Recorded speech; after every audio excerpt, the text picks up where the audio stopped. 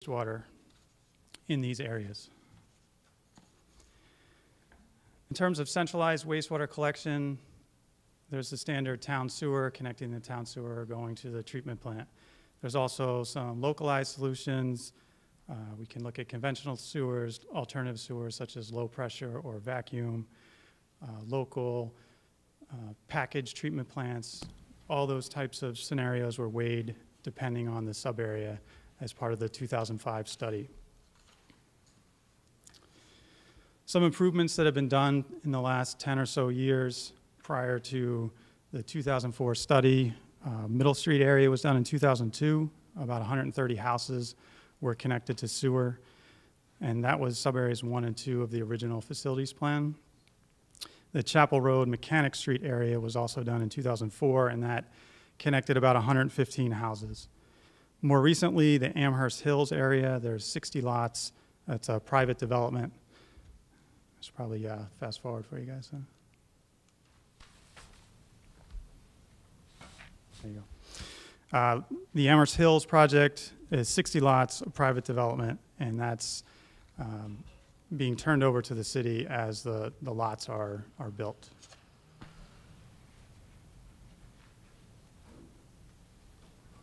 As you can see on the maps up here, we identified 15 distinct sub-areas. Most of these are in outlying areas of town.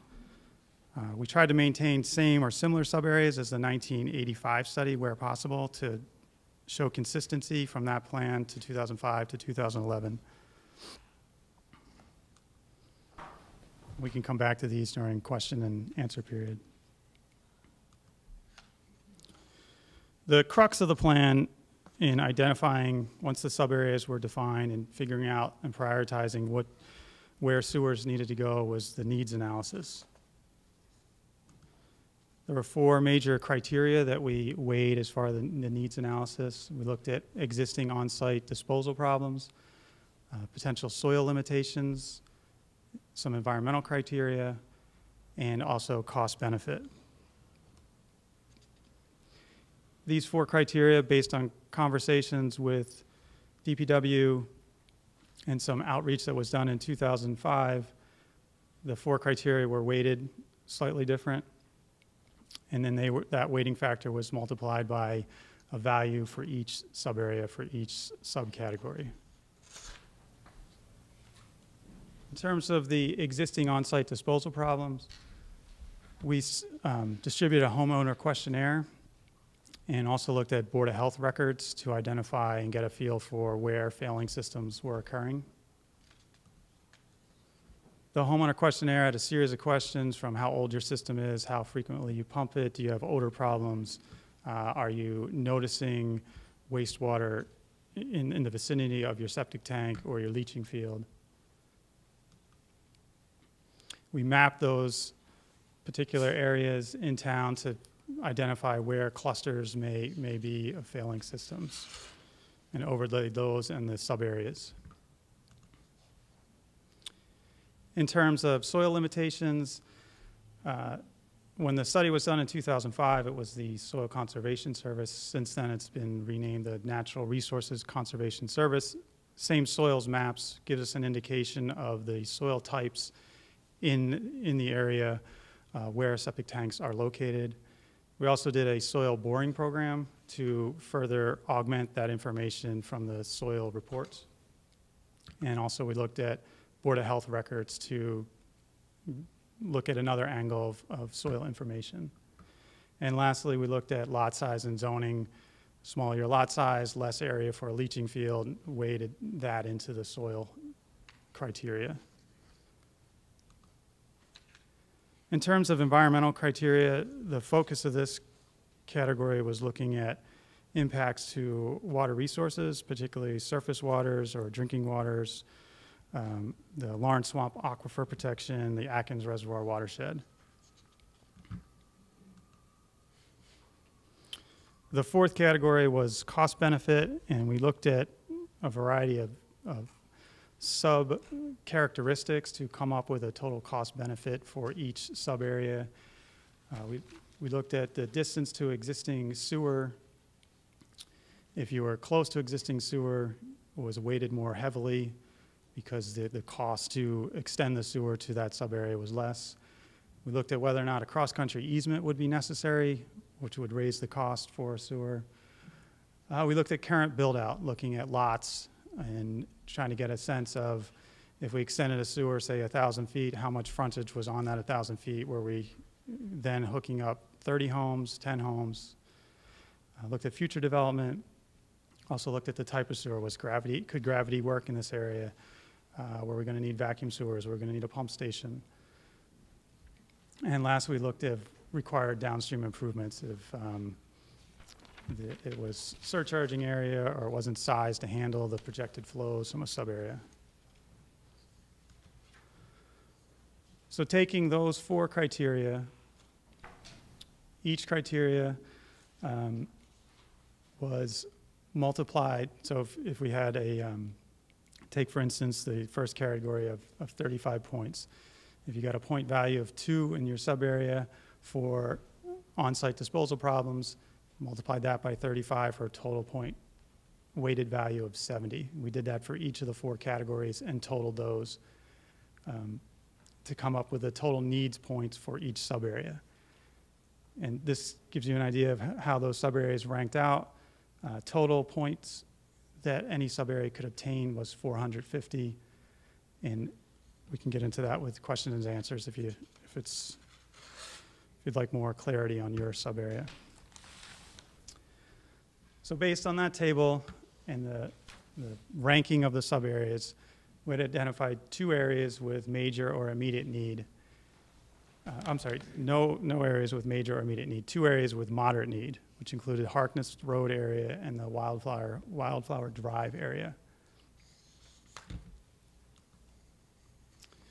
In terms of the Harkness Road area, it would be about 3,500 feet of gravity flow sewer. Cost estimate in August 2011, $600,000. The Wildflower Drive area, much larger area, about 14,000 feet of gravity sewer, another 3,500 feet of low pressure sewer, and another 2,000 feet of linear force main and 2 pumping stations. The cost estimate for that is $3.6 million. Now, financing these 2 areas of moderate need, 3 typical ways communities finance their sewer extensions are through ad valorem taxes via the general fund, also using sewer use charges, and also direct charges such as betterments. Many communities do a combination of 2 or 3 of these to fund their sewer extensions. 3 options that we looked at in the report. The first one was 100% through a sewer enterprise fund. If that was the chosen route for making the improvements to these 2 areas, it would result as an increase of $0.27 per unit, about $32 per year for the average household, average 4-person household. If the route was a 50-50 split between a sewer enterprise fund and betterments, that would knock the cost in half at about 13.5 cents per unit or $11 per year for a household unit. And then 100% betterments would be on each individual homeowner. This is a table that provides some financing examples of communities that CDM has helped with their sewer extension plans over the years. I'm not sure if you can read it from there, but I'll just give you some highlights. Most of the communities use some type of betterment, typically in the 2/3 to 100% financed through betterments. There's a few communities that are using ad valorem taxes to maybe pay for 1/3 of sewer extensions, but typically they're using some percentage in the 2/3 to 100% of betterments. So in conclusion, we didn't identify any areas of immediate or major need. We did identify 2 areas of moderate need and another 6 areas of minor need. And with that, I will open it up to questions. Thank you.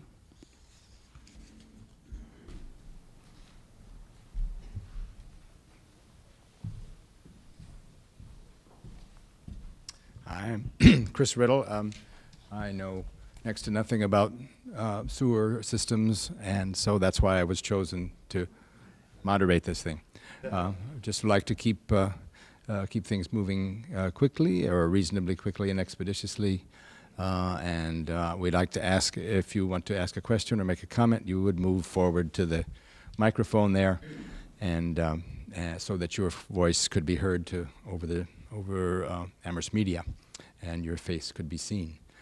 So I would like to open up the discussion to questions. That is not amplified through those speakers here, whereas your mics on the table are amplified. Is that true? I was not hearing me over the speakers. That's better. What? That's better. Okay. Well, I'll keep right close to it. All right. But you didn't step to the table, Stephanie. I'm sorry.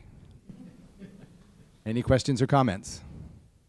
Please step forward and identify yourself, please, and pretend it's town meeting, except you don't have to say what precinct you're in. Mm-hmm. Just please identify yourself and say what neighborhood you're from. My name is Sigurd Nelson. I live on Teabury Lane, and I'm also vice president of the Amherst Woods Association. A couple points. One, we did our own survey of our residents who are not on sewer already. It's about 2/3 of the community. And overwhelmingly, we got support that people in the community want sewers. They indicated that they knew there would be some cost associated with it, but generally people, because we asked about how much would you be willing to spend, and people acknowledge that they know it would cost between $2,000 to $3,000. There's a connection fee that the town normally charges, as well as there's sewer work that has to be done to go from their house to the new sewers. But there are a number of people who had recently redone their septics and said that they couldn't afford another high cost to connect to a sewer because they just spent $10,000 or $15,000. And we also found that our failure rate in the area was upwards of 16%. Mm-hmm. And this survey that we done was about a year ago, and we had over 60% of the homeowners respond to us. I'd like to make a couple comments. One, that in the last select board meeting, it was noted, and I want to reiterate, that the town of Amherst has never, in the recent history, in the last 100 years or so, charged betterments for the extension of sewers. That's the history here. And 93% of the homes in Amherst are now on sewers. So for the small percentage that are now talking about being added, which we very much want to be added to the sewer system, it seems it would be unfair to change the financing method for this small percentage of people when it's been the other way for everybody else in town. So we see it as an issue of fairness. The other thing is, I was looking at the financing of it and thinking about hypotheticals. There are about 230 homes that are proposed in the first two categories, the Harkness Lane and Wildflower Drive. First of all, there's a connection fee of if everybody connects, there's a connection fee of $2,000 for everybody, which seems, in my mind, is something that goes into, I presume, the trust fund for the sewer, which is about $460,000 that is added to the over $1 million that's already in there. Secondly, if 230 new customers are added, that's with an average sewer bill of about $390 a year, which is what was given in the report, means that there'd be $89,700 flowing into the sewer fund every year. Now, I know in the report they used a hypothetical of a bond issue at 4%. Well, the two bond issues for Chapel Road and Middle Street were both in the 3% range. In fact, Middle Street was under 3%. So given that that was quite a while ago, and I know I couldn't, interest rates have dropped since then, I would imagine that probably in the 2% range is what you could get a floater bond for, a municipal bond today. But so that the annual cost of that would be on the order of $250,000 to $280,000, of which new sewer fees coming in would cover about a third of it. In addition, both the bond for Middle Street and Chapel Road are being paid off in the next couple of years, which together the sewer fund pays $316,000 annually. So that would be an excess now in the sewer fund. So it seems to me that funding the sewer expansion similar to how it's been done in the past makes a lot of sense. There doesn't seem to be any economic need to do it any other way. And in the issue of fairness for people in the area, it ought to be done in the same way. Also, just one comment, it seems like the gentleman presenting the report from CDM said that the communities that were included in terms of how they paid for it were communities that CDM had worked with, as opposed to looking broadly at communities in general.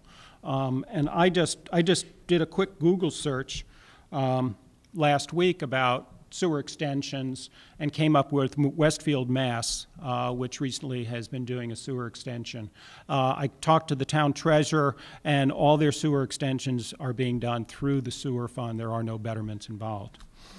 So in closing, one, myself personally and our community association supports the extension of sewers to the Wildflower area, which includes large areas of our neighborhood, and that we think it ought to be paid for in the way it's been paid for in the past, and that is through the sewer fund without betterments. Thank you. Very much. Would any of you gentlemen like to respond to any of that and add any more? This is, I think we're talking about, if I were Harrison Gregg, I would say no applause. Maybe that would be a good thing to try to do here. And either this is an informational session, right? We're not espousing any particular points of view. Any one of you three gentlemen like to comment on any of that? I want to bring up my slides.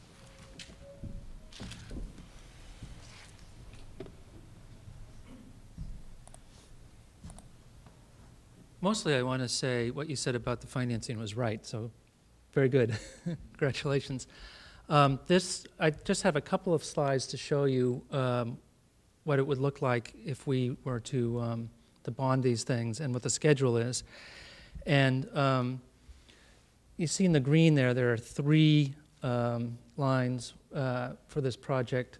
Starting the Harkness Road construction and doing the Wildflower design starting in fiscal year 13, the upcoming fiscal year, would mean that we would sell bonds that year and then have to start paying them off in FY14. Then of the Wildflower Road and area construction is big enough that will happen over 2 construction seasons.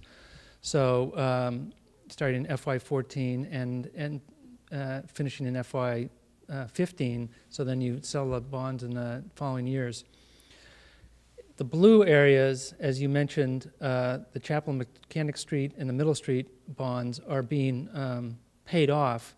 Middle Street will be paid off next year, and Chapel Street will be paid off at the end of FY15.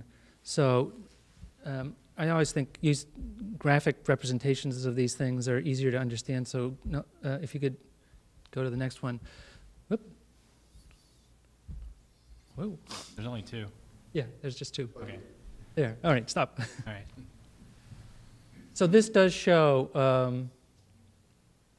the blue is the existing sewer debt. It will get paid off. And then the green is the new debt for these upcoming projects.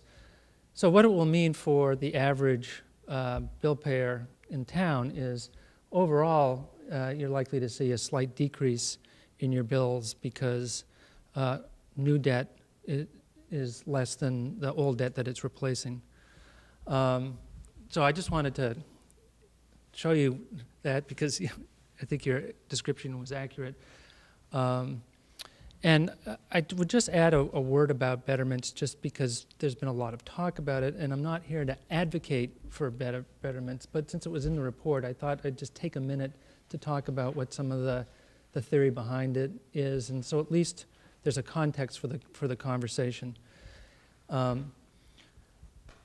think one of the things about betterments is if people are getting a specific good, generally, the theory is that you should pay for that good. There are lots of ways to do that, but a betterment is like a fee, and so that's one way to do it. There was an example up here of a project, Apple Hill, is that what it was? Amherst Hills. Amherst Hill, excuse me. I got apples on my brain. That was a project that was done by a private developer, and part of the town's deal with that developer was for you to hook into the town's system, the developer had to build a sewer system. So the cost for people buying houses in that area includes the cost of that initial sewer. So in a way, it's sort of a sort of betterment. So even though the town hasn't had betterments for, I don't know if the town's ever had a betterment. I think you're probably right. I don't think the town has.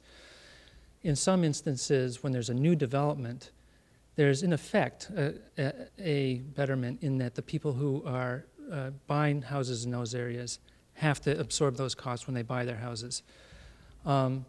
And then just the other sort of theoretical argument, and again, I'm not advocating one way or the other, but I think at least to have a public discussion, it's worth to get the arguments out on the table, is that if you're an existing user, you've paid for the existing infrastructure all these years, and then somebody else new comes in for new sewers, there's not much benefit for you as an existing user to have new users because basically people cover their costs as they come in.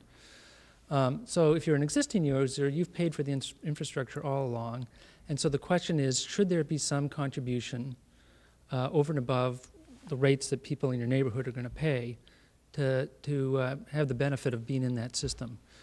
And in some communities, the answer comes out, no, everybody's in the same boat. We'll just pay for it with existing rate infrastructure, and it's sort of like taxes. If you move into town and you build a house, you don't pay any more taxes than everybody else does. There's no betterment for building a house there. So in one model, once you join the system, you just pay like everybody else going forward.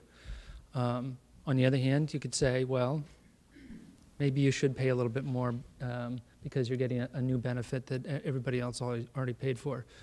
Both perfectly legitimate ways to look at it, but at least I wanted to put that out on the table because I wanted people to realize that the discussion of betterments in this report wasn't just an arbitrary concoction, but it is something that at least deserves a little public discussion, and I hope that helps put things in context.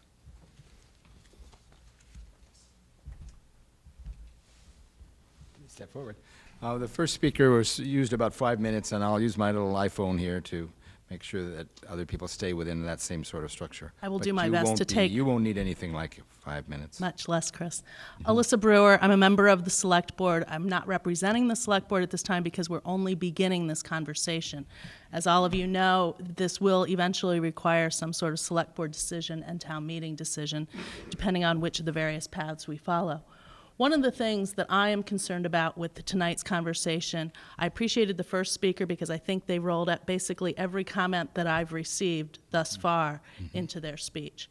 And hearing another variation on that probably isn't going to make any difference as to how I look at the problem when what I'm concerned about at this point is in terms of the financing, given that we don't have any immediate critical needs, I'm a little worried that we seem to be comparing only two choices, when we still, although it's been mentioned, the ad valorem choice, that doesn't seem to be on the table at all. And I'd like us to make sure we address that now that we have this opportunity for public comment, that people would consider putting in their thoughts on that as well when they have a chance to speak, because so far everyone I've heard from says it's not fair I pay a betterment fee, only sewer users should use it. And yes, I'm on the sewer system, and speaking to what Mr. Pooler just referenced, the fact that I'm already on the sewer system, so what if you join? I personally think if the community thinks it's important for the community to have sewers because it's a public health issue, it makes more sense to have a sewer than it should be a town-wide thing, which of course runs into the 2.5 cap, and I understand that. But I think that has been, in some people's minds, artificially taken off the table. It's not off the table. It is something we should talk about, and it's something that also fits into what's fair and what's the purpose for doing this. Since we aren't facing any sort of critical need at this particular moment, we don't have to rush, and I'm not trying to slow down the process at all.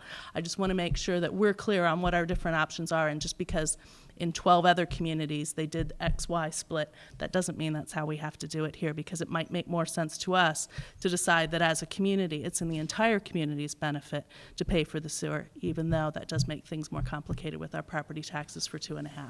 Thank you. Thank you.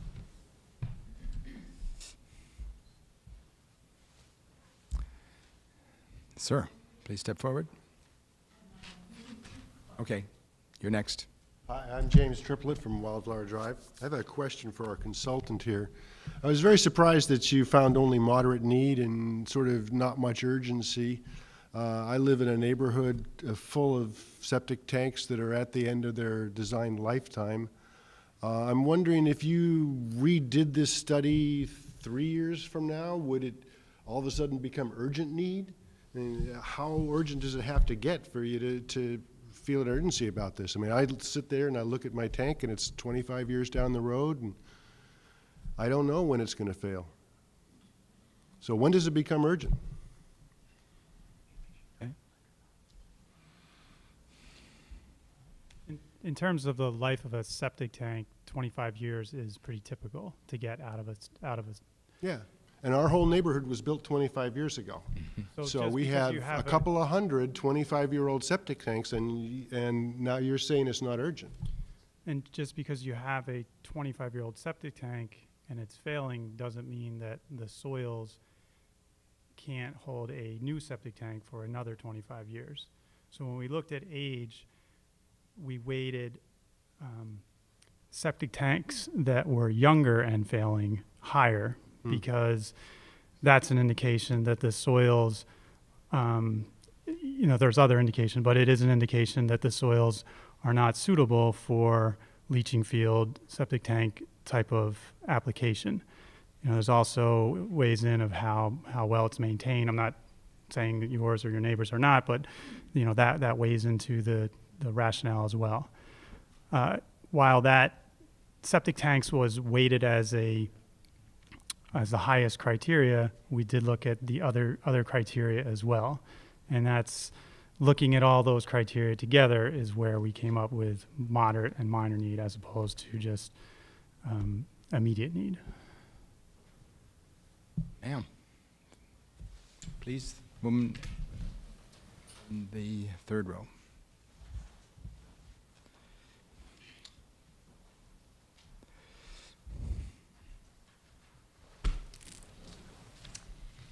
Amy Vickers, Larkspur Drive. Just came back from a water conference, so I'm going to shift to sewer. I think the first thing I'd like to say is that one of the things that I love about Amherst is that it is a community. I'm one of those people who pays a lot of money in property taxes, and I have no children. I have never complained about taxes and what we spend on our schools. But if Amherst is going to get into the business of trying to pit neighbor against neighbor, then we've got to change the policy here. I'm happy to support public schools, but if you're going to force me and separate me from my other neighbors and start charging me for sewers or anything else, I say I cry foul. That is not fair. So I just encourage us as a town to really think about this proposal we have here and what kind of a precedent it would set for our community and for future residents, and again, the issue of equity. So others have spoken on that. But what I'd like to address is really the overall approach of this plan, and I think I was a bit inspired by Aaron Hayden at the last meeting, which I think he started to get into the issue of, do we have a master plan here? And I see the title of this report, but what I question is if it's really a comprehensive, current, and credible master plan. And I want to point out some of the flaws that I see in this plan that really cause me to have doubt. Whatever financing mechanism we have, I see some errors and problems in this plan that are a real problem going forth, and also on the cost issues. I'd like to second what the gentleman before me said about this moderate need. I mean, the first thing that comes out is how is there no immediate or major need for sewers when a lot of the data and information the consultant relied upon is very outdated and not comprehensive. And one of my neighbors just spoke on the issue of a survey that was done in the Wildflower Drive area, where I think at least 16% of people knew they have a problematic septic system. I'm sure more have worse than that. So again, I don't see how this is an updated plan on that matter, and that's a critical factor here. Sewers are a public health function in our society. So if we don't even get that part right in this plan, I say we've got to really do over and fix that. Another problem I found with the report here is I found what seems to me to be an error. When I look at the 2004 CDM report and the evaluation matrix, the points add up to 100. Here in the 2011 update, they only add up to 90. You haven't factored in homeowner desire, and that seems to me very much a factor. So again, that seems to be an error. So all the total needs points here, again, are not comparable to what you had in 2004.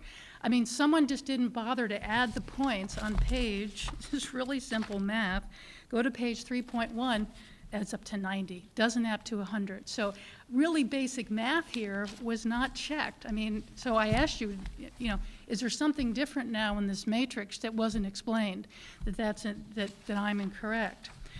Another problem I see in this plan is it seems to have very outdated and incorrect flow assumptions used on the design criteria for the extension. And this factors very much into the cost projections and what the town or residents would pay.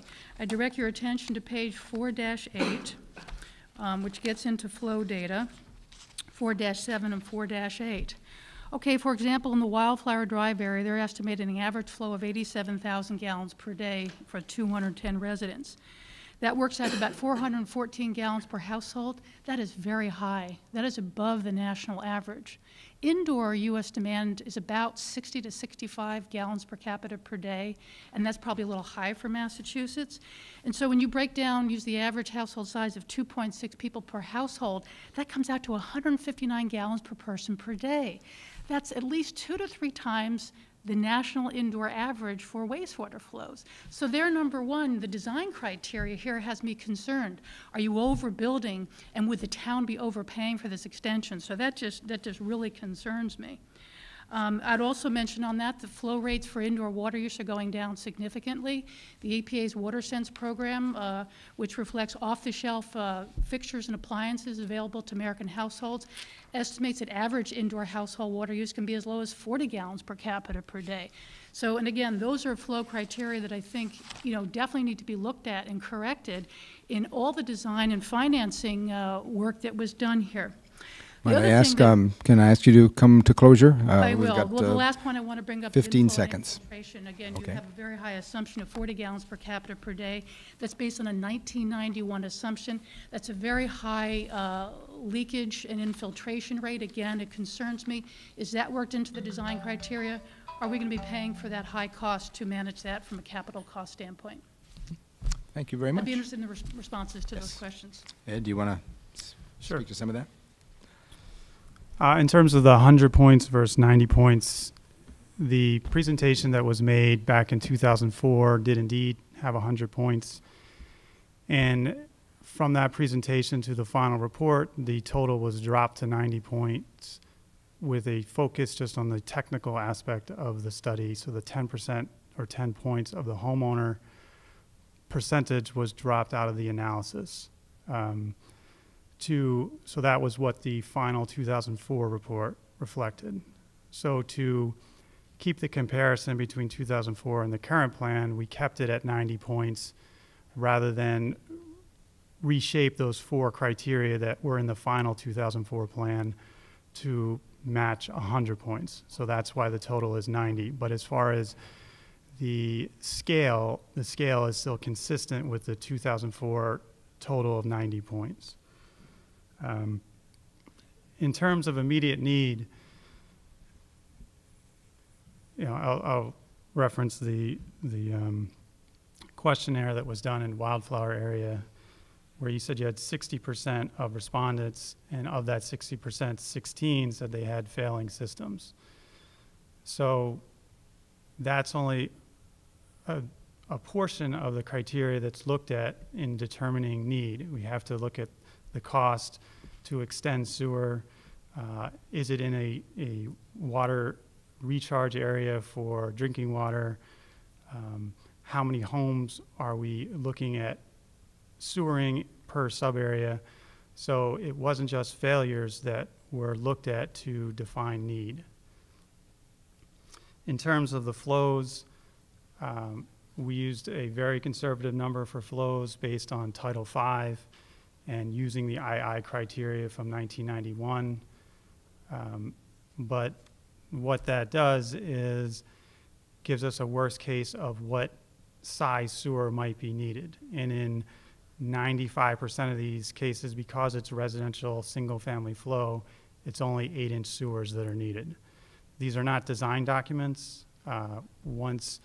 These are planning level cost estimates. So once there's a determination of what sub-areas may move forward, cost estimates are refined and quantities are defined and elevations are looked at through a survey. So there's a lot more on the ground detail that's collected for that design process. I think that gets at the II flows, immediate needs, 100 versus 90. Okay. More questions? Chris? What? Yes, Hope. Guilford? Thanks. So to talk about immediate need also, I'd like to put in a couple of comments about immediate need. Immediate need was also looked at the fact that your soil types and how you were functioning. Almost every house in Amherst Woods was built on a lot that was laid out to have 2 septic systems built on it. Your lot size was based in such a way that once you had your first system, if it failed, you went over and you had room to build a second system. That's required by the state. You have to have a place for a spare leach field on your property. So your system is set up, and the zoning that was set up around your building was the fact that, you know, yes, a septic tank is not forever and a leach field is not forever. You have to maintain it, just like we'll have to maintain the pump system, we'll have to maintain the pipe system, and we'll have to maintain the manholes. So there's some type of built-in safety factor for people with septic tanks, just like there's a built-in safety factor for any system we build. So even though you're failing in 25 years, you still have area in your lot to put in your second leach field, replace the tank, and go on. Does it mean you have to cut down all the trees or all your landscaping in your yard? Maybe it does, but your lot is sized so that you have a spare leach field for your system. So if your leach tank and leach field is not bubbling out on the ground, it's really not an imperative, emergency to clean up the mess.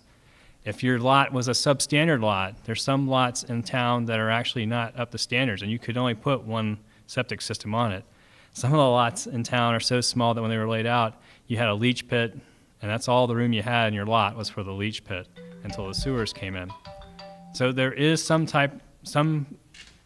safety mechanisms in place with the current system for septic systems that goes and accounts for some of the needs for what we're saying it's not an immediate need. So we've got 25 years to convince the town to put in a sewer.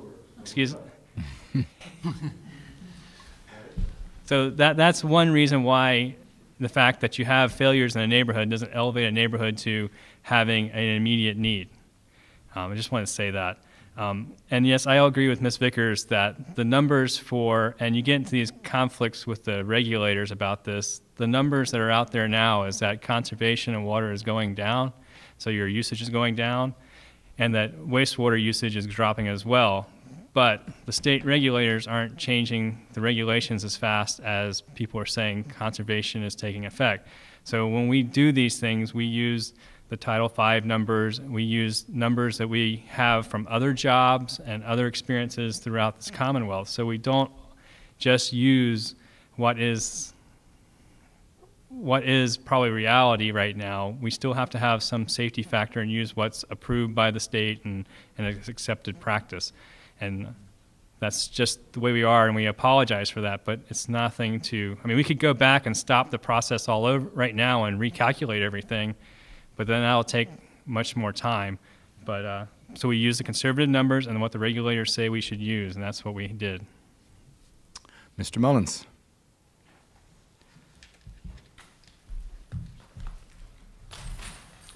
David Mullins, I have a few questions. First of all, thank you for taking the time to meet with us tonight. If a betterment fee is imposed, how long does a betterment fee last? Can you just briefly explain how that works? Up to 20 years.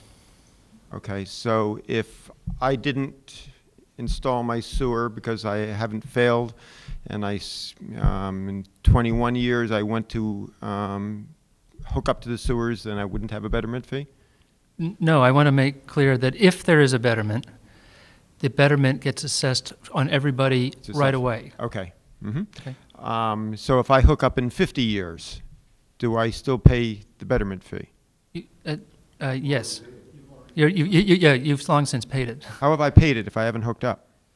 Because the potential benefit to your property has come about already. So I just tell you, just to be clear on how it works, the rules are that once a betterment is imposed, it's imposed on all the properties in the neighborhood at once, right away. Whether you connect or not is a different issue, and your connection fee and paying water and sewer rates, those would come down the road if you didn't, but you would pay a betterment. Okay, so you pay a betterment fee whether or not you hook up? That is correct. Okay, okay, thank you. When CDM did their research on what towns are using, whether they charge a betterment fee or not, did you have any evidence of past practice in those towns? If they used a betterment fee, is that what they had always done? If they used a 50-50 scale, is that what they had always done? Did you see evidence of towns changing, you know, their how they paid for these things?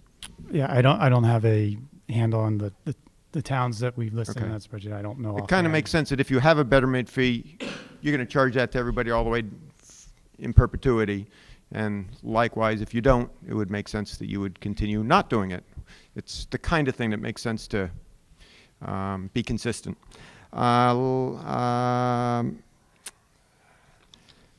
think last question. Can I ask a process question? Maybe this is more for the select board, but the select board is going to determine, I think at their October 24th meeting, how they're going to fund this. And I've read the warrant article, which mentions something about how to fund it, but it doesn't contain details, to my reading of it, of exactly what they're proposing. We agree with that. So before when town meeting actually goes on, will they, before we discuss that warrant article, make a specific proposal as to how they intend to fund it? What? Okay. I think you're not a selectman. I'm sorry, Guilford. I'll go ahead and explain it so the selectmen don't have to get involved in this. So the process will be the sewer commissioner selectman must accept the report as being valid first. So the first part of this process at the meeting on the 24th, the sewer commissioners will decide whether they wish to accept the report and the recommendations of the report. If the sewer commissioners decide, yes, there needs to be more study and we're not going to accept the report, we're going to send this Public Works Department back to redo this, the issue is over and the warrant article on town meeting is not needed because there's no funds needed to continue the sewer study. If the sewer commissioners select board decide that they wish to accept the report and proceed in some manner with some type of extension, then they have to decide what way to fund it, and that will be then presented at town meeting as part of the warrant and the warrant article. So there'll be an amendment to the current warrant article that will specify how they intend to fund it? Correct. Okay. And they can decide the third option is to accept the plan and decide there is no need to extend the sewers as well. Right. So those are the three Right. options. Okay. Okay. And if whatever they choose to fund it, assuming it came to that, then that would be open on town meeting floor for other amendments should people feel the need to do that. Town meeting is the financial appropriation body of the town. Okay. And last question, why did the town want Amherst Hills to be on sewers? That's what I gathered from what was said earlier. The town made no choice. The developer came in, the developer looked at his property and said, I can get, these are just rough numbers, I can get 40 lots and I can charge whatever for 40 lots if I put in septic system. If I pay for sewer, I can get 80 lots and I can charge so much per lot. So it was totally a financial decision by the developer. He came in, proposed putting a sewer in. We said, if you want to put a sewer in, this is what you have to do, which included a pump station, which actually serves some residents, existing residents already, and actually will serve the Amherst Woods Wildflower Drive project if we proceed with it. Okay. Thank you very much. Further questions, comments? Sir, ma'am, excuse me. Good evening. I'm Mindy Dom. I live on Larkspur Drive, and I actually wasn't going to speak, but then there were comments made, and it made me think of more questions, and so forgive me, I'm also not a sewer expert, so my language is going to seem sort of rough. The first thing I just want to say is that the homeowner surveys that you depicted in the slides, there's a lot of surveys that we get from Amherst, but I don't recall getting that, and I'm not exactly sure what year that went out. Could you tell me what year that went out to? I want to say it was 2003 or 4. 2003 or 4.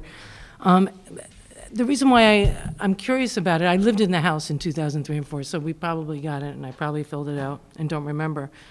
But I think all of these surveys that have gone on to ask people, particularly in our neighborhood and other neighborhoods in Amherst, you know, how much do you want sewer, and are you willing to pay? And everybody's saying, yeah, we want it, and yes, we're willing to pay our fair share. I think if we asked people in Amherst, are you willing to pay a fee that no one else has had to pay in order to get sewer, the enthusiasm level might be dampened a little bit. So I just want to put that in perspective. My enthusiasm level is dampened when I think about a betterment fee.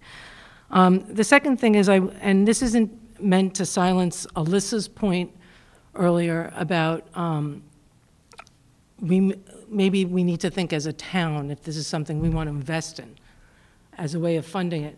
But I did want to ask for clarification about my understanding about betterment fees, sewer users, and what people pay. So I'm just going to ask, and you might be the right person to explain it.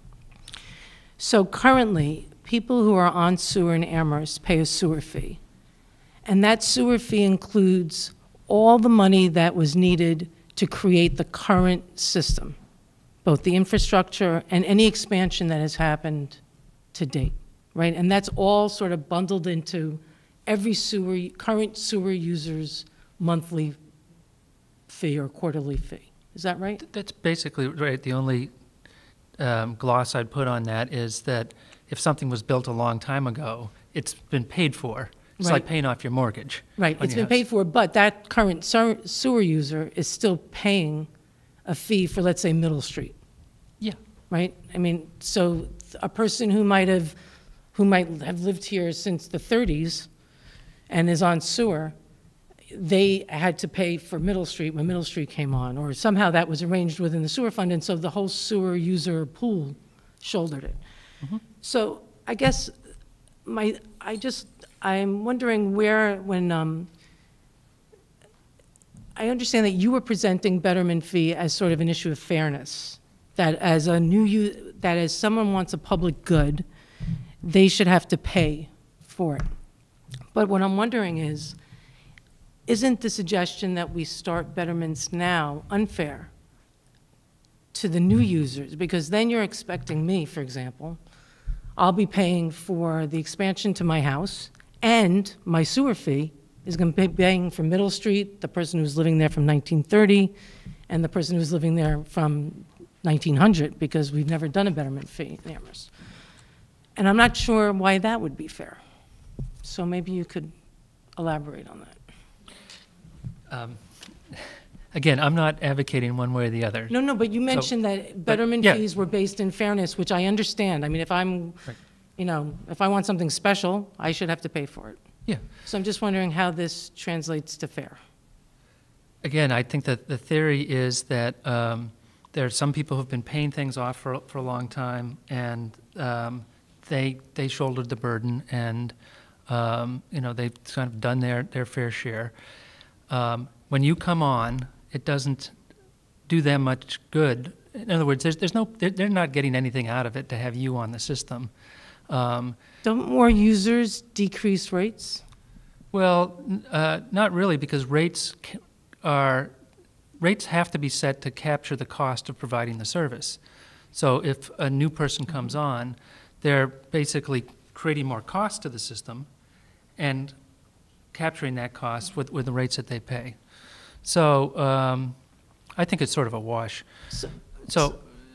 And by the way, let me say, I can understand from the perspective of somebody who's looking at a betterment, the fairness argument would run just the other way. I mean, believe me. Well, it's only because Amherst has never done it.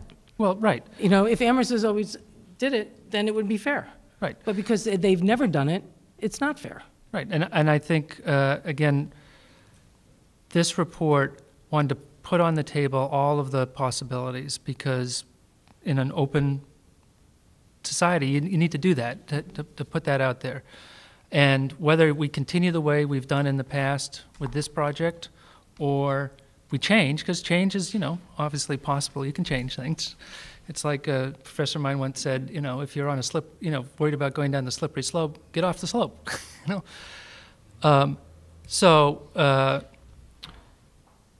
I think the purpose of this was just to say these are options that are out there, and it's worth having this discussion. And that's why having this back and forth is valuable. And that's why I'm looking for the clarity, because I read the report. I didn't understand the whole report, I'll be honest with you. Nor did I. I'm not a water person.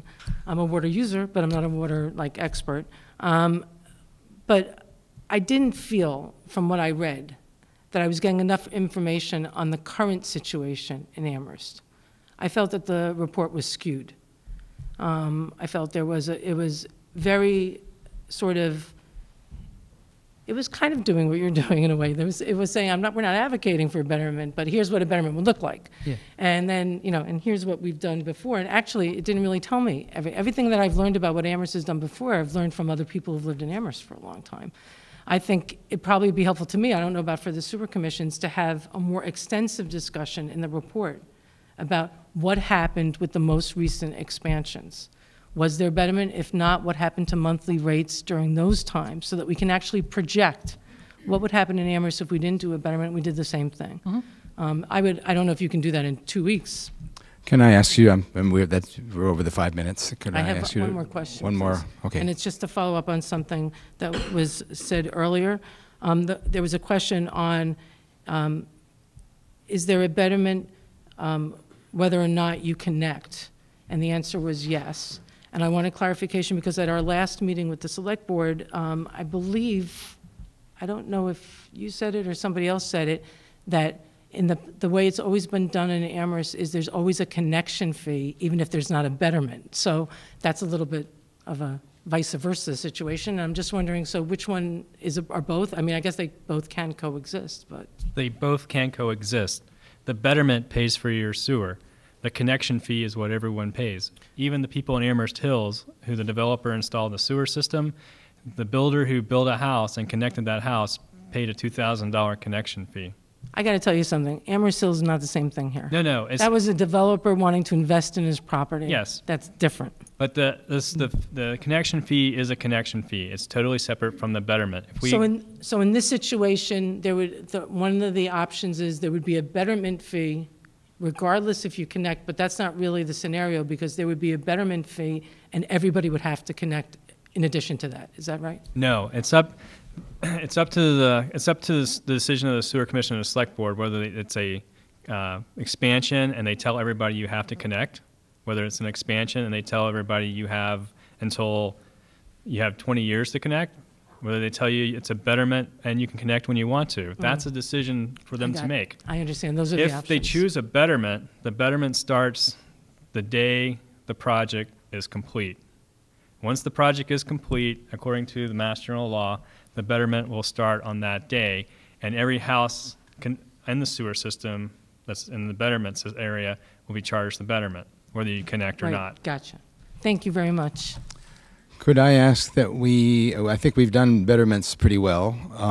If we could come, unless somebody has something particularly new to add to the betterment question, I would like to ask us to go on to a new topic. Julie. It's a betterment thing, but you're adding a new twist, a special new message about betterments.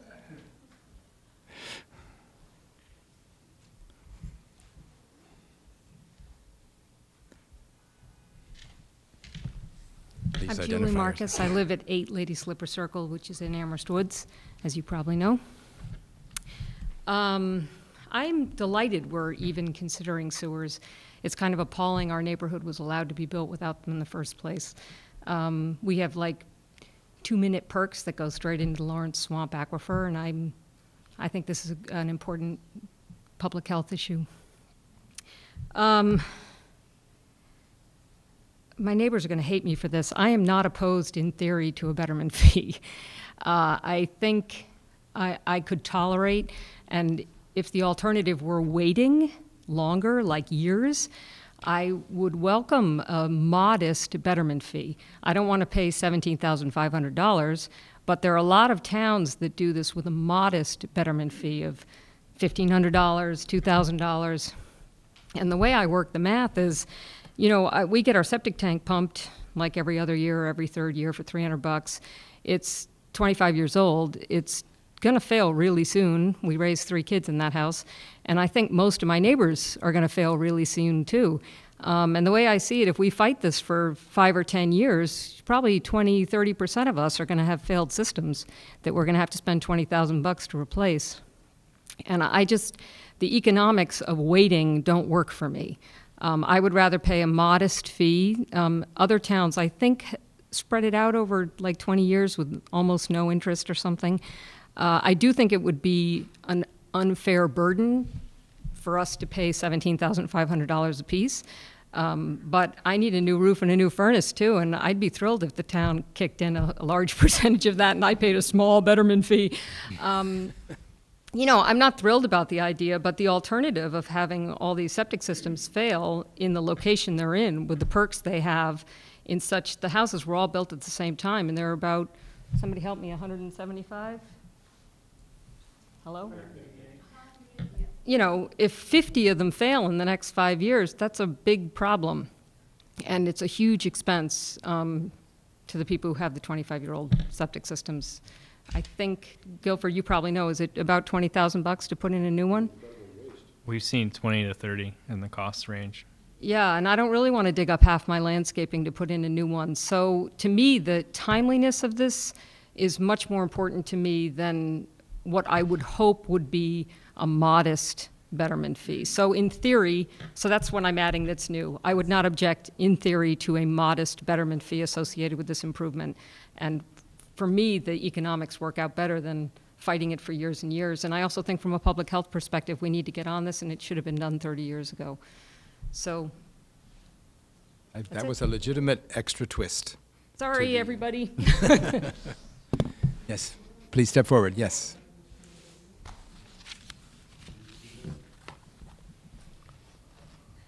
I didn't expect to take another floor today. I'm Svetlana Prokofiev. I live on Wildflower Drive, and I'm also on the board of our association. So anyway, but I have got a question, and I think it's very important about the environmental situation. So we raised this question of 16% failure, not only because, you know, we kind of repeated and repeated it, I understand. We are very close to the aquifer. That's the first thing. And the second thing, we are very close to the 6 wells. Correct me if I'm wrong. I think there are 6 wells which are pretty of Amherst drinking water, and we are very close to them. 5? I think it's 5. 5, okay. 5 or 6, sorry, I can be wrong. So, and that's why, you know, originally I couldn't understand with the first CDM report, I couldn't understand why the environmental factor is only 10%. And actually, I think specifically our neighborhood deserve more points in this respect. Another thing which will add to this situation is, because the gentleman mentioned, and I understand also it's a combination of many factors, failure rate plus soils plus, but when I bought personally my house, it was only 13 years old, and the septic failed somehow. Not the septic, sorry, the leach field failed. Another thing is, Guilford mentioned that we have this backup system, like 2 possible septics per 1 lot. I don't know how many actually lots have such situation. Because my personal, again, my neighbors, as far as I know, looking at the whole setting of the house, the leach field is in front of my house. There is no space for another leach field. My lot is 0.5 acres of land, and I seriously don't see the place for another one. So basically, I've got a few questions here. What about making this whole, it's a very complex situation. Woodlot is very close to the aquifer. Very close. And as far as I know, among those 16% of failures, a lot of houses were on woodlot, and woodlot is abutting the conservation land, the aquifer. And when, again, I personally bought my house, the former owner basically was contaminating the soil. He was doing it for a few years, that's what the neighbors told me, and he had no clue. When they complained, he said, well, I checked it, everything is fine. So basically, for now, who knows how many septics possibly are contaminating the aquifer, the drinking water, which makes, from my point of view, this whole project basically a municipal project. It's not only about the fairness, it's also about what's important in our town. So that's my little remark. And can I also ask a question? Talking about, I know we talked about betterments a lot, but nevertheless, that's little something which I couldn't understand. You said that a betterment basically is improvement. That's why a betterment might be fair. I understand it. But how come, if it's an improvement, how come that my neighbors who are on a sewer line, mine is the first one, but the first house which doesn't have a sewer, unfortunately. Anyway, how come that the assessment value of the properties are not affected? If it's an improvement, how come that my neighbors on a sewer don't pay for the improvement they already have? And in the reality, our assessment value is the same. So because when one of the neighbors called the assessment office, I believe it was Mary, as far as I remember, and she asked, should I pay less since I don't have a sewer? They said, no, just you are going to pay the same, the same, so you got the point. So basically, this is my next question. Sorry for being that long. No, you're still within your limit. Back at that, and then do you want to answer some other parts? Yeah, all right. Sandy would. The issue of whether your assessment is different or not is, frankly, controversial, and as many assessors as are out there will probably give you as many different opinions. So it really comes down to when you're trying to assess the value of a house, what you're looking at is the fair market value based on a lot of circumstances. What are other houses selling for in the area? How close you are to a school? But I'm sorry, I'm a realtor. I do so you know market better. analysis very often. Right. My question is not about the fair market value, and Mary's question to the assessor's office was about specifically this particular aspect. Why, basically, in our assessment report in town, when you pull out the card, all our houses, basically the information about sewers and septics is omitted, all this information.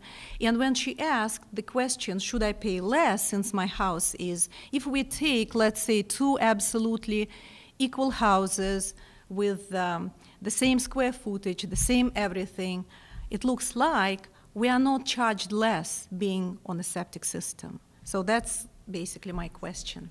Well, again, ultimately what it's the assessor's job to do is to value like houses in, on the like manner as to what their fair market value is and what people are willing to pay for those. And so, you know, the tendency is you pick out certain neighborhoods that are similar to each other and you do, you know. I know. You know, just so everybody else knows.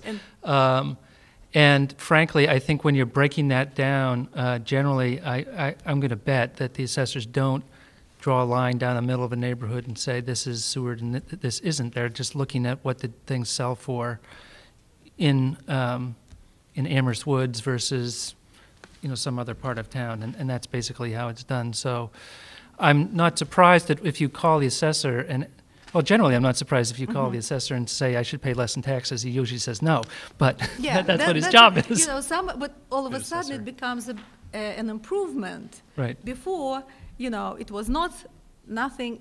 Nothing was deducted, but the moment it's improved, it becomes a betterment. So I take your point. It's just.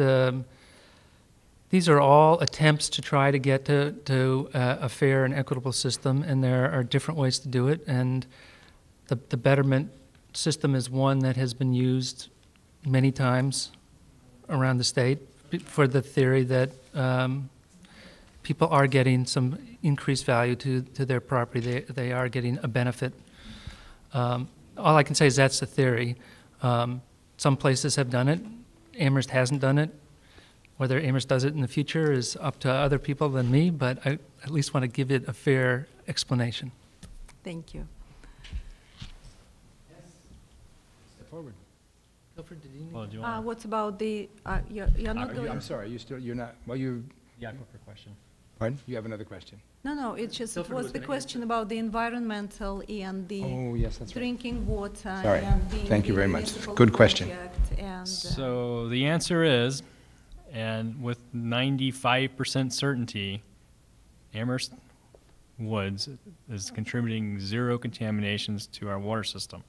We know that because of our extensive water testing we do at all the wells around it. We have a great deal of monitoring wells all around the system. If you look in the 2005 study, you'll see there's a comment about nitrates. Nitrates normally come from either a septic system that's failing or from some type of agricultural runoff, and that was in the Bay Road area. And that was actually a horse farm. And we corrected that issue, and our nitrates have cleared up. So if you go back and look through all of our information on the aquifer testing we've done, it's all at DEP, all our sampling, there is no indication of anything leaking dangerously from your septic systems into the aquifer. And that's with 95% certainty. So,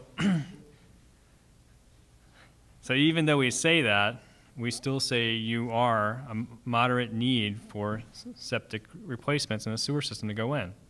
Or, excuse me, we say you're moderate need for a sewer system to go in.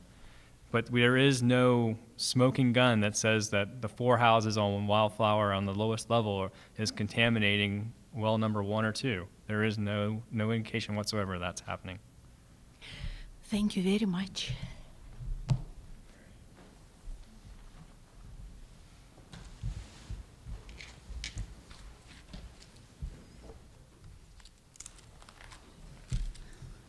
Hi, I'm Mary Streeter. I live on Larkspur Drive.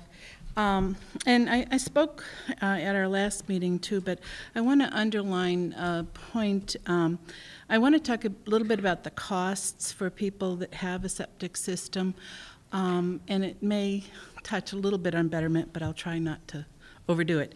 And also to clarify, I spoke with David Burgess because my property card was wrong, saying that I was on a public sewer, and another neighbor's card was wrong too. And he changed it, and I said, that's why I said, should our taxes go down? And he said, no, they're the same. So it was for the exact same house. Anyway, there are costs that when you build a house, like this developer that built the Amherst Hills, he had to decide between whether to put, every home has wastewater that has to get handled. And he had to make a decision about whether to go with a public sewer or whether to go with a private septic system. Each of those has costs. And as I said before, the cost for when we were building our house to put in the septic system was significant. A lot of trees had to get cut. The tank has to get put in. Leach field has to get put in. All of that added up to a significant cost built into the cost of my home. If I were to tie into the sewer line, I have to have more trees cut, have a trench with a pipe laid to connect to the sewer, pay the $2,000 connection fee, also fill in the tank, get a backhoe to, I'll have to buy yards of, I don't know what you use to fill in the tank, but that gets expensive. And then do landscaping to clean up the mess. And then Guilford told us last time that some homes need a $5,000 pump also to do the sewer. So we have all of those costs, which make me think, gee, if I just had to spend $12,000 to redo my leach bed, as one of my neighbors had to do, then maybe it's more cost effective to do that and not to tie into a sewer.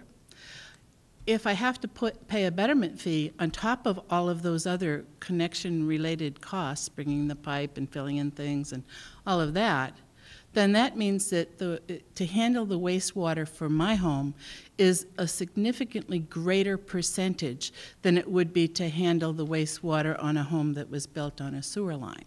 So I think when we talk about fairness and whether something is a betterment, I think the betterment is built into everybody's home already. So I disagree. I'm glad Mr. Pooler has educated us on the theory behind it, but I think the thinking is flawed because it is in the community's interest for all of us to handle our wastewater properly.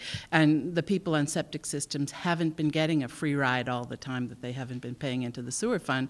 We pay to have it pumped, plus the cost of all the building the system and the risk that we've had to take on, that many of the neighbors have had to redo for a second time, their septic system. I have a question that I hope Guilford will answer when I'm finished. What happens if you have to have one of those $5,000 pumps in your home and the electricity goes off? Does that mean you can't run water and flush the toilet and things like that? So I'm curious about that. Until Julie spoke, I had not heard a single person advocate for a betterment fee, and so I hope that the Select Board is keeping that in mind as they make their decision, that this is something new to our town, and hopefully the decision will be a fair one.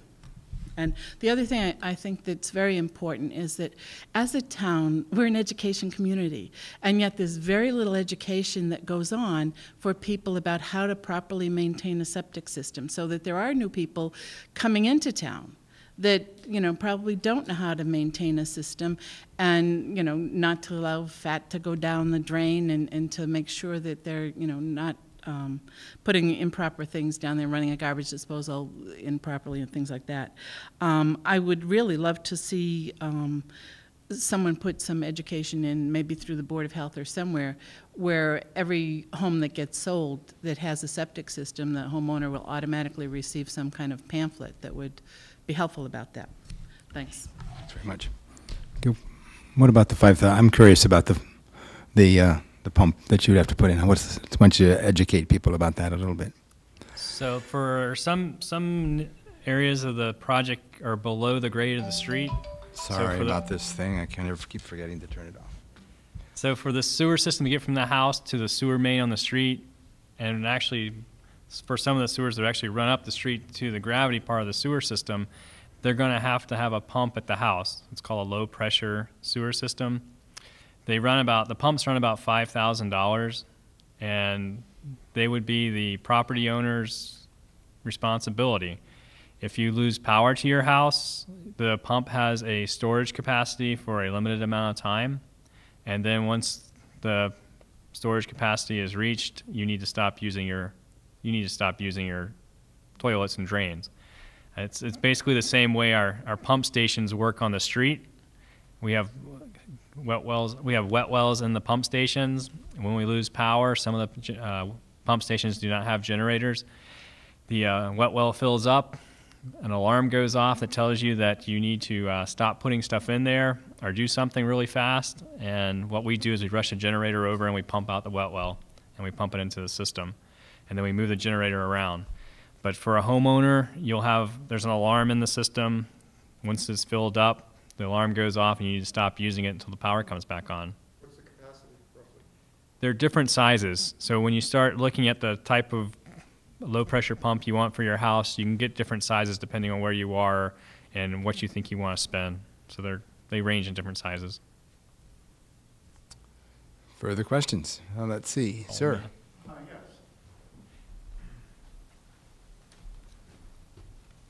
I'm Andy Mason, 78 Larkspur Drive. And I have a question regarding these sewage injection pumps that run anywhere from 5 to 10,000, perhaps.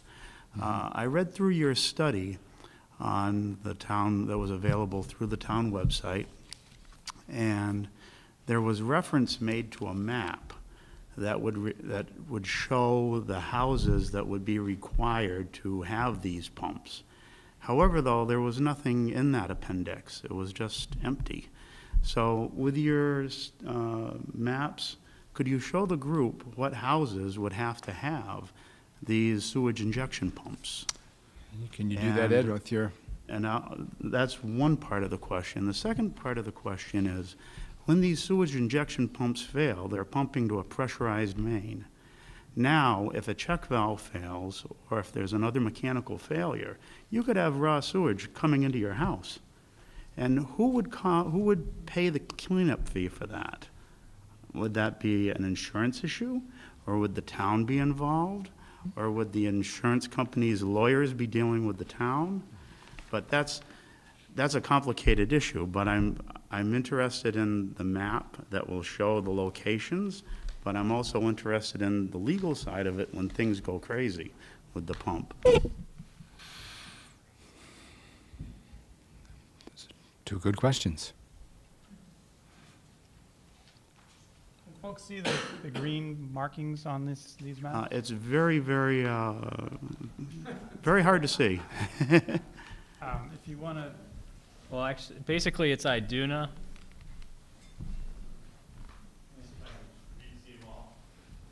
Here, lower part of Station Road from Wildflower Drive back to the railroad tracks, or to our train situation area.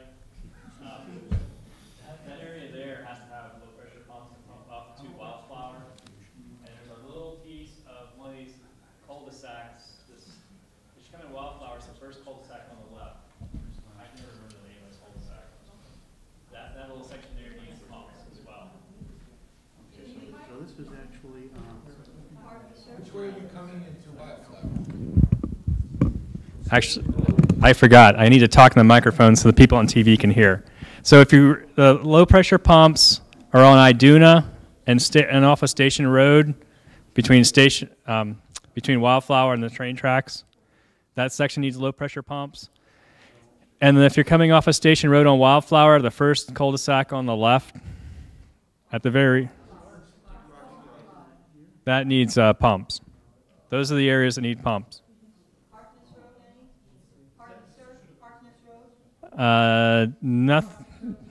Nothing on Harkness Road. So, to clarify, so are you saying all of T-Berry and Woodlot need those pumps to pump it up to a Wildflower? T-Berry? No, I do not believe so. There is one section off of Harkness Road. It's the new, there's a new development, Dayton Lane. If you live on Dayton Lane, you got a pump. Sorry. That takes care of my questions. If you could touch on Questions about the... on the second part with when the pumps fail, how does what then? and when there's sewage in the house as a result of a forced main pumping sewage into the house. I remember tales that somewhere in the Echo Hill area, about 15 years ago, there was a case of that. I don't know the particulars, so I can't speak on it, but I heard these rumors of it. So those of you who would have to have a low pressure pump are actually in a better position than those of you who gravity feed into the sanitary sewer. The low pressure pump systems actually have dual check valves so that when the system backs up and your effluent leaves your house and decides to come back in your house with all your neighbors' effluent, the pumps pretty much stop it, and nothing really comes back in. If you are in the gravity section of the sewer system, and this happens every once in a while, things happen like people flush a lot of paper towels down the toilet, or you get a lot of roots in the system every once in a while, or some kid flushes, some 6-month-old flushes something really good down the toilet. You can get a backup in our main sewer line, and if your service is below grade and below the manhole elevation, so we don't know what's going on, then you get all your neighbors and your sewage in your house. That happens every once in a while. The town's policy is that we will help defer the cost of disinfecting and cleaning. We do not replace your drywall. We do not replace your carpeting. We do not replace the belongings in the basement. If you have finished your basement and you get sewer in your basement, we will help disinfect it because that's a public health issue. We've actually had people who had sewer get into their houses and not clean it up, and then they're renting the houses to college students and people. So when you have a sewer backup, we generally, if it's because our main was blocked for some reason, even though it's not our fault, because our main flows and people put stuff in it, and it sometimes does back up, we will help people pay for the cost of cleaning only, not replacement and repair of things that are destroyed. I hope I answered that. Thank you very much. Any further questions, David?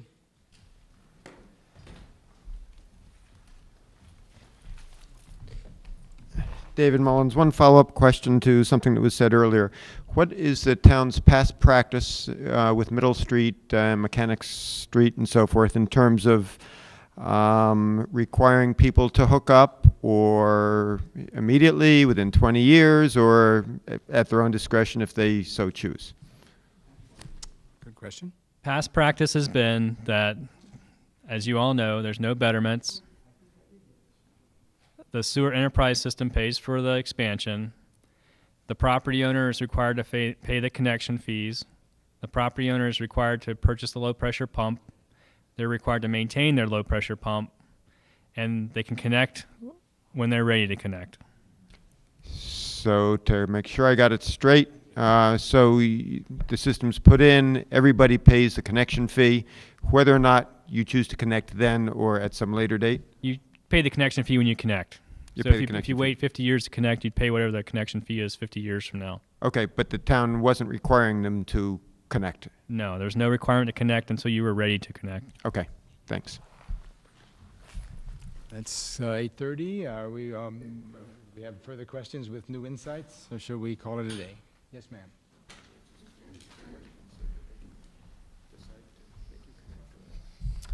Terry Singer. I live on Harkness Road. Just one technical question now that the pump has come up. If you're in an area that's part of the gravity-fed section and you desire more, it sounds to me that if you desire more protection and you wish to have a pump, can you have a pump on that type of area? That's your choice, ma'am. Oh, so it doesn't have to be designated as low, okay. No, ma'am. But you're saying it adds more protection. The pump system has double check valves and adds a great deal more protection. Plus you have, when it comes back into the pump, it fills a little storage area up and a little alarm goes off and says, I'm full. And then you're like, well, I'm not using it, so what's going on? So then you can call us up and say something's wrong. Okay. There is more. But you can also put check valves on your service in your house, and we recommend that to some people who are below certain grades with their services. We tell them to put a check valve in their gravity line as well. And do you have to go and check the check valve, or does it notify you? No, it doesn't notify you. Okay. Okay. Thank you. Only allows flow one way. Yes, it only allows the flow to go out. Further questions? Thank you all very much for coming. This has been, I've learned an awful lot about sewage and sewage ejection systems and sewer pumps, much more than I knew a few hours ago. Thank you very much.